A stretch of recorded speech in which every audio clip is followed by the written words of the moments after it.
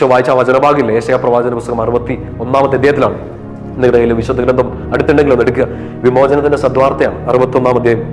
ദൈവമായ കർത്താവിന്റെ ആത്മാവ് എന്റെ മേലുണ്ട്. 1-ാമത്തെ വാക്യം, പീഡിതരെ സദ്വാർത്ത അറിയിക്കുന്നതിന് അവിടുന്ന് എന്നെ അഭിഷേകം ചെയ്തിരിക്കുന്നു. എന്റെ പ്രിയപ്പെട്ട സഹോദരങ്ങളെ, പ്രത്യേകിച്ച് ഇത് കേൾക്കുമ്പോൾ, ക്രൈസ്തവരായിട്ടുള്ളവർ ഇത് കേൾക്കുമ്പോൾ, മാമോദീസ സ്വീകരിച്ചത് കേൾക്കുമ്പോൾ പ്രത്യേകം ഓർക്കണം, ഒരു അഭിഷേകം നമുക്ക് കിട്ടിയിട്ടുണ്ട്.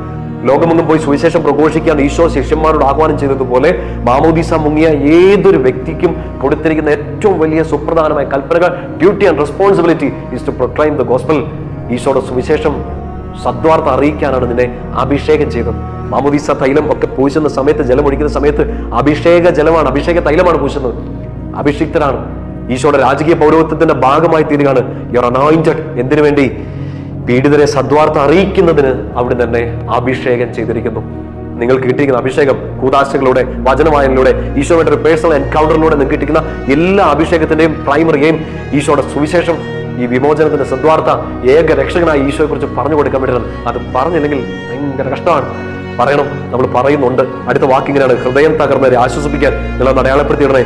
ഹൃദയം തകർന്നവരെ ആശ്വസിപ്പിക്കാൻ ഈശോയുടെ വാക്ക്, തടവുകാർക്ക് മോചനം ഈശോയുടെ വാക്ക്, കർത്താവിന്റെ ബന്ധിതർക്ക് സ്വാതന്ത്ര്യം പ്രഖ്യാപിക്കാൻ, കർത്താവിന്റെ കൃപാവത്സരവും നമ്മുടെ ദൈവത്തിന്റെ പ്രതികാര ദിനവും പ്രഘോഷിക്കാനും, വിലപിക്കുന്നവർക്ക് സമാശ്വാസം നൽകാനും കർത്താവിനെ അയച്ചിരിക്കുന്ന എല്ലാ കാര്യത്തിലും കർത്താവിന്റെ വാക്ക്. അതിനുവേണ്ടിയാണ് നമ്മളെ വിളിച്ചത്. ആ വിളിച്ചതിനോട് നമ്മൾ വിശ്വസ്തത പുലർത്തണം.